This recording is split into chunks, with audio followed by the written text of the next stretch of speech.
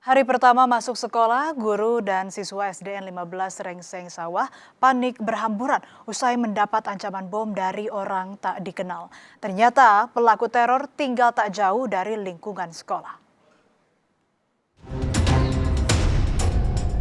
Suasana pagi di SDN 15 Rengseng Sawah yang tenang berubah menjadi kepanikan usai seorang guru mendapat pesan berisi ancaman teror bom. Guru SDN 15 Rengseng Sawah bilang teror dikirimkan sekitar pukul 6 pagi saat upacara bendera sedang berlangsung. Pesan berisi, sekolah akan segera diledakkan dan ada 11 titik lain yang siap diledakkan. Mengetahui hal itu, siswa dan guru yang baru selesai mengikuti upacara bendera di hari pertama masuk sekolah usai libur panjang panik berlarian membubarkan diri. Kita itu dapat WA, ya. Kemudian kami melaporkan ke RT, kemudian ke Polsek. Ya, setelah menunggu dari Polsek, kami juga mensituasikan anak-anak biar tidak panik. Setelah dari Polsek datang, ya, kemudian baru sama dari Kapolsek diberi biar agak tenang.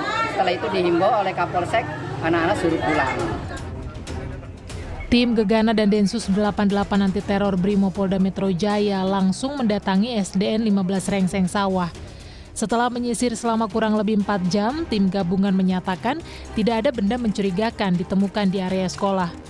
Polisi bilang sudah menangkap pelaku teror yang tinggal tak jauh dari lingkungan sekolah.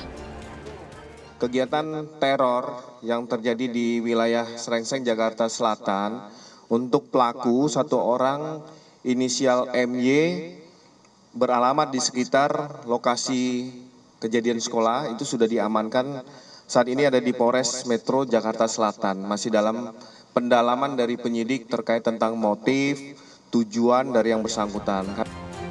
Untuk mendalami motif, pelaku kini tengah diperiksa intensif di Polres Metro Jakarta Selatan. Tim Liputan Kompas TV.